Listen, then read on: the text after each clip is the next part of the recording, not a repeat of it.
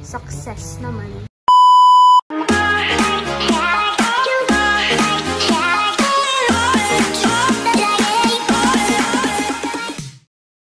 Hi guys! Ako si Mahal at welcome back sa aking channel.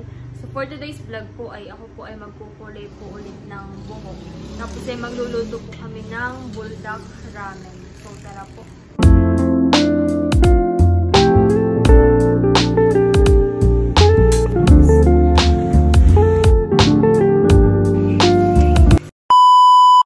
Ako po ay magkukulay po ulit ngayon ng buhok. Same color pa rin naman po. Chestnut brown. At yung last ko po na kulay ay nung May pa. Ay nagbablock-block na po ulit yung buhok ko. Kaya ako po ay magkukulay ulit. Open na natin. Ako magkukulay ulit. Sabi nila tita ay mas bagay daw sa akin yung may kulay ng buhok. I mean yung gantong kulay. Di ba kabagay sa...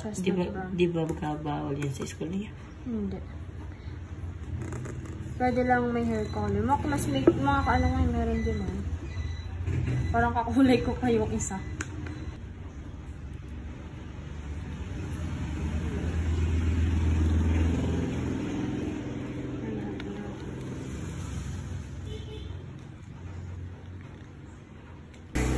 Pwedeng brush na lang ang pang mix.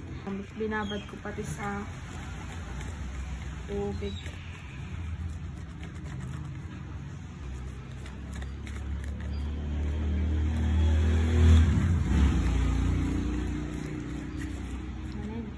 Si Papa po pala may ganito. Try nga natin.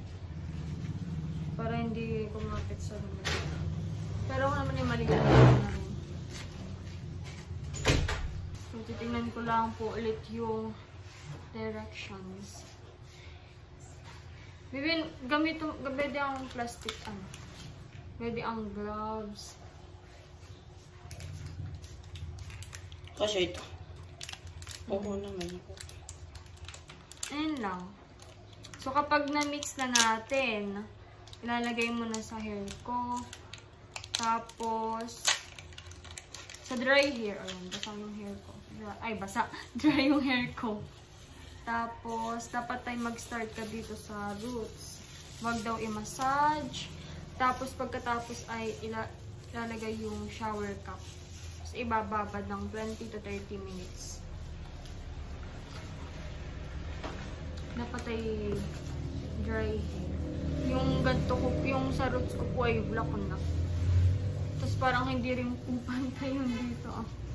Black na rin. Si Baron 2 pong magkukulay ng buhok. Dito? Oh, yeah. Sa roots muna. Hi! Dati ay si Ate PM. Ano lang mahal yung patahinaan ko. Sige lang. Dati po ay sa Ate PM nagkulay sa akin nung election. Oo nga, mismong election yun. Oh my God.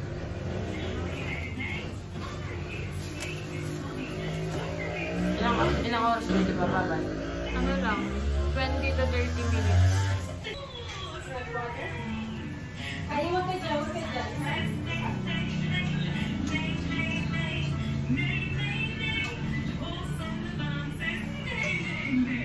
I know!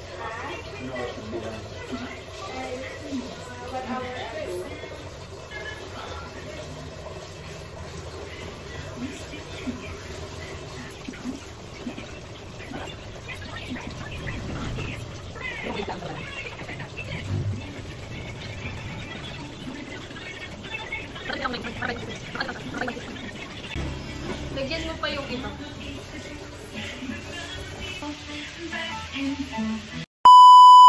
So guys, update po. Ako po ay nandito po ngayon sa tindahan at ito na po yung hair ko. Binabad ko po ng 30 minutes at saka po ako naligo. So ay nakaligo na at ayun na po. Honestly, parang wala naman po nagbago sa kulay. Since yun pa rin naman po yung kulay na ginamit ko. Same hair color pa rin. Pero mas gumanda po siya. Gawa nang yun dito po niya black na ako. Tapos yun dito. Hindi na po pantay. Pero ngayon din naman. is kumapit po yung kulay. Siguro ay dahil po ma-clearing yung buhok ko po ngayon. Kaya mas marami po talaga yung nailagay sa buhok ko. Sabi po nila tita ay mas bagay po sa kanyang ganito po hair color. Mas maganda raw po. Sakto naman po at naka buy one take one po yung nabili ko po na pangkulay po ng buhok. Parang yung isang box po ay pumapatak ng 100 pesos dito. Sulit na rin po.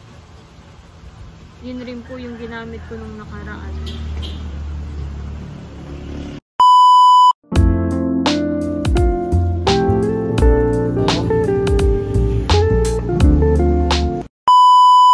At ngayon po ay magluluto po kami ng buldak.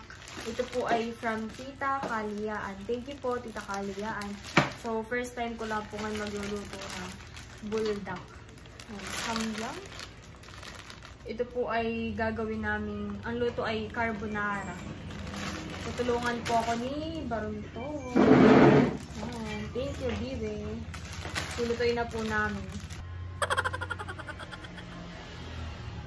At ito po ang ingredients sa ating pong lulutuin na buldak carbonara. So, ito po yung ating buldak. Meron po tayong evap milk. Meron din pong century tuna cheese. Usually po, ang ginagamit po talaga sa pagluluto ng buldak carbonara ay yung pong pink. Kaya lang ay wala rin pong nahanap sa SNR. Ito po ay doon binili.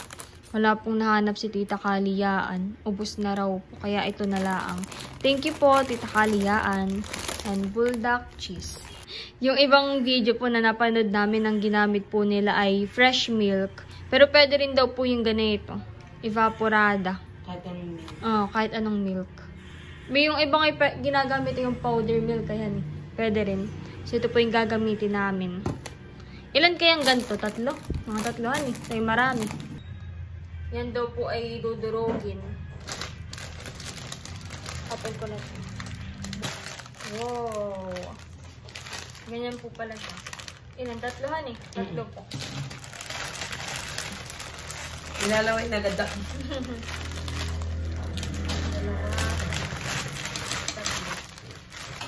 3. Para susunod na ulit yung 2. I-slicein ko na po itong cheese. Ganito na lang ni baby. Square na lang. So, ako na yung way. Pero pwede rin yar-yarin. Ito naman na itutunawin ko.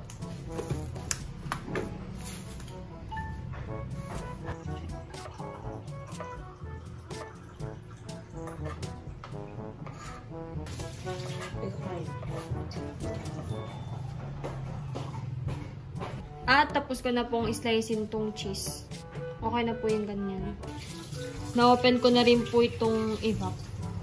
2 butas lang po. Open ko na po itong noodles. Parang malaki pala siya. Para siyang yung extra big. Oo nga. Ganun siya kalaki. Tara! And then, yung sauce. Yung pong kawali ay nahugasan na po namin. Ayaw nang matanggal ng black. Nasunog. Hintayin lang po natin kumulo.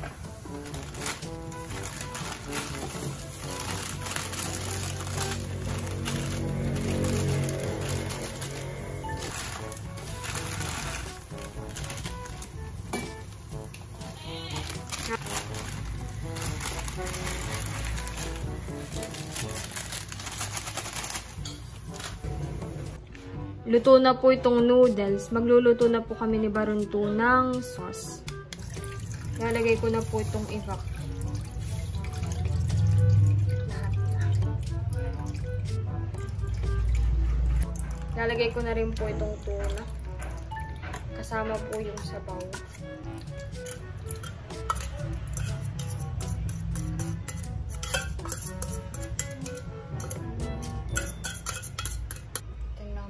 Haluin.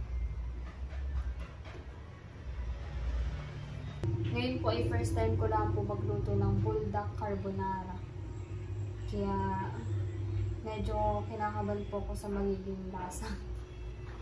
Kung masarap ba or hindi. Pero ito po yung napanood ko po sa TikTok. Ganito po yung luto nila sa buldak.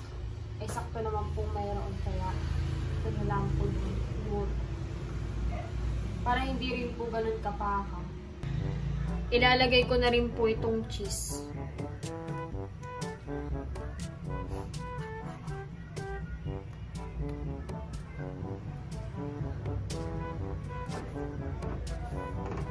Ilalagay ko na po itong buldak powder. Ito nga pala yung cheesy. Ayan.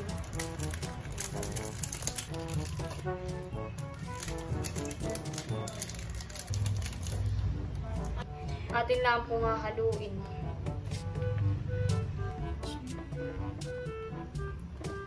Ilalagay ko na rin po itong buldak sauce.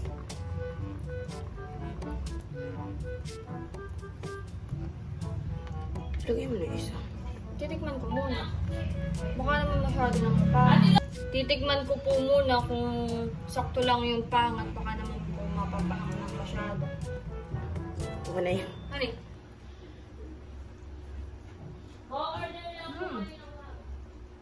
Parang mapahang na po. Okay na po yun. May pahang na agad. Okay na po yung isang sauce at mapahang. At ilalagay ko na po itong noodles. Oops. Hindi mo nagtagay. Kakaiba. Ibig natin dalawa. Wala po.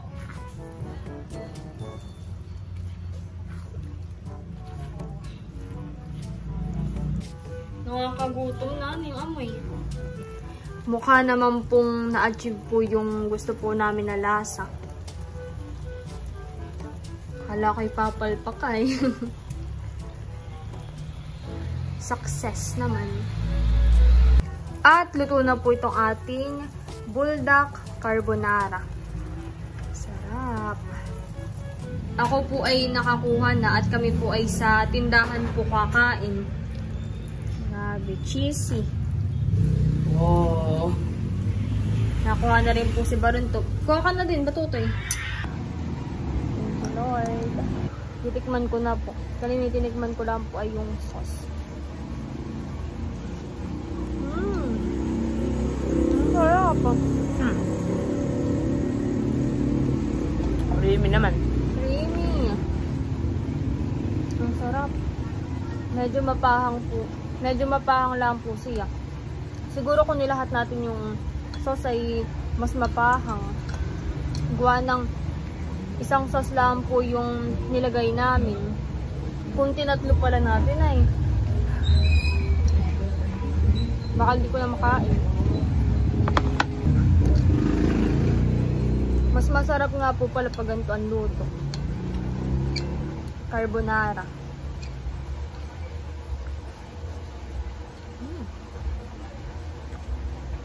Ang sarap.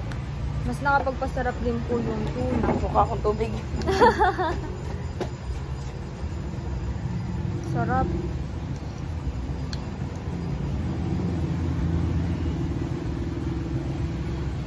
Craving satisfied. Ito yung napapanood ko lang sa TikTok.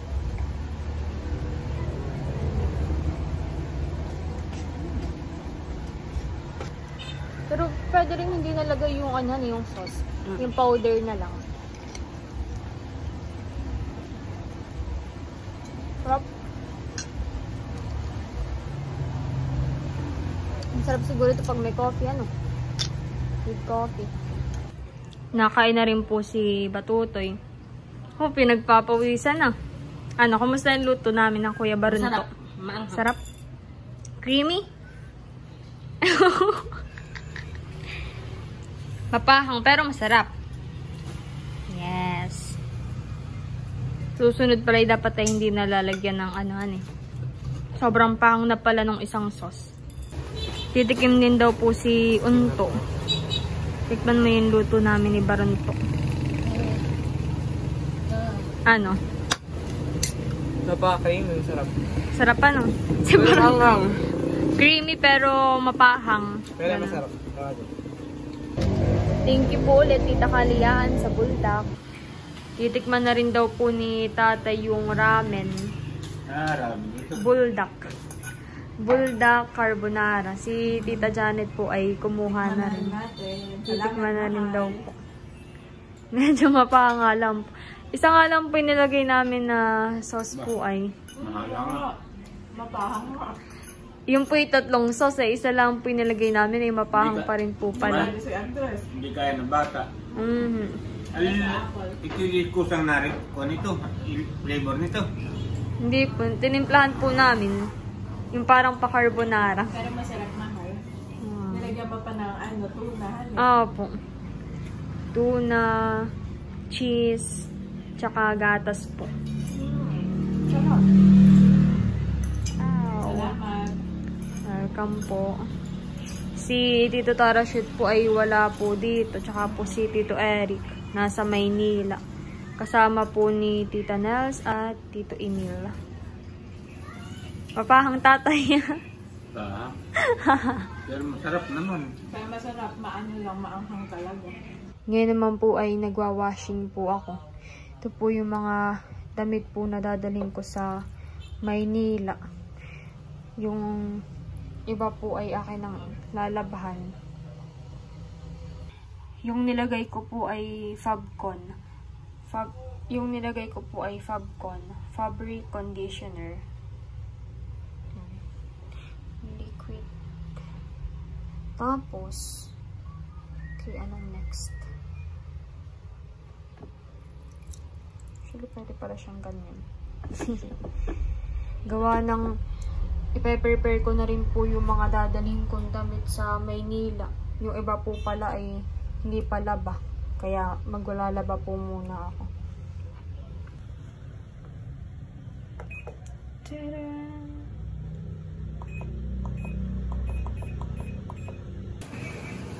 Kami po ay maya-maya po ay magsasara na ng tindahan. At 7 PM na po. Si tatay na lang daw po magbababa na itong roll up.